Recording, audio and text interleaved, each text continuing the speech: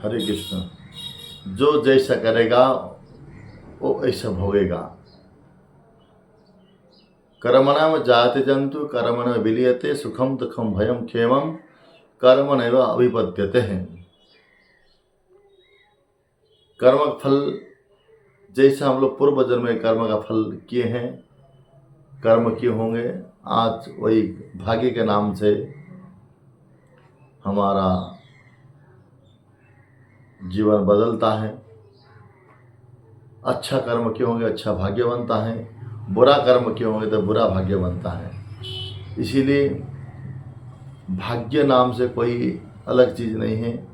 तो भाग्य उसी को ही अच्छा होता है जो जिसका कर्म अच्छा हो। कर्म के ऊपर ही भाग्य निर्भर करता है। एक व्यक्ति ने एक संत के पास गया। एक टोटका सुनाता हूँ, एग्जाम्पल है, उदाहरण है। एक व्यक्ति ने आदमी ने एक संत के पास गया और कहा, मुझे आशीर्वाद कर दो, मुझे कृपा कर दीजिएगा, मैं एक घर बनाना चाहता हूँ, मेरा घर बन जाए। मैं दिनहीन हूँ, पतित हूँ, गरीब हूँ, मेरे पास कोई घर दुकान मकान नहीं है, पैसा भी इतना नहीं है, मुझे आशीर्वाद दीजिएगा। संत ने मुस्कुराते रहे और मुस्कुराते हुए हंसते हुए कहा, तुम्हारा घर बन जाएगा, एक उपाय करो। कह रहे क्या? मैं आशीर्वाद तो करूँगा बाद में, लेकिन मैं जो कहता हूँ उसको सुनो। तुम जाना, तुम्हारे जहाँ पे रहते हो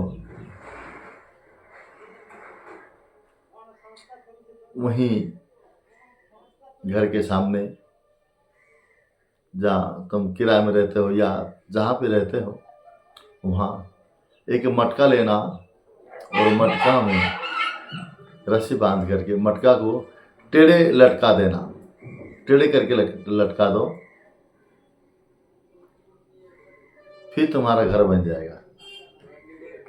तुम लोग समझ में नहीं आया कुछ भी। यदि मैंने आशीर्वाद मांगा, मुझे कह रहे कि जाओ घर में एक मटका को टेढ़े करके लटका दो, घर बन जाएगा। ये कैसा संपर्क है, संबंध है? लेकिन गुरु जी का, संतों का आदर्श मान कर गया, बाजार से मटका लेकर आया और रस्सा बांध करके टेढ़े करके उसको लटका दिए। 1 2 3 4 दिन के बाद वो टेढ़े मटके के अंदर कबूतर, पक्षी आकर रहने लग गया और पक्षियों ने बड़े खुशी ज़िंदगी में रहने लगे। उनका घोंसला बन गया, घोंसला हो गया, उनके लिए रहने के लिए व्यवस्था हो गई। जैसे ही पक्षियों ने आकर के वहाँ रहने लग गया, कुछ दिन के बाद जो आदमी का, व्यक्ति का घर भी बनने लग गया, घर बन गया। जाकर कुछ दिनों के बाद जाकर के बताया जी कि संतों से, महाराज जी हमारा भी घर तैयार है, आप आओ प्रतिष्ठा करने के लिए। कैसे बन गया? मुझे पता नहीं, आपका आशीर्वाद। ये आशीर्वाद का फल नहीं है, आप जैसा करनी वैसे भरनी है। आप जिस प्रकार आपने सेवा की, घर दूसरे का जो घर बनाया है, मैं कैसे का घर बनाया?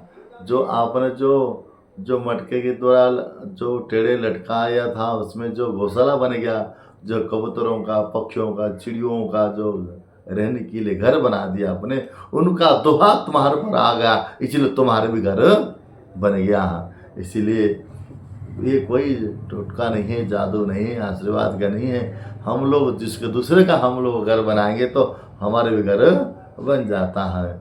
इसीलिए हमारा कर्म अच्छा करना चाहिए, तब हमारा भी जिंदगी अच्छा ही बनेगा। बोलो वृंदावन बिहारी की।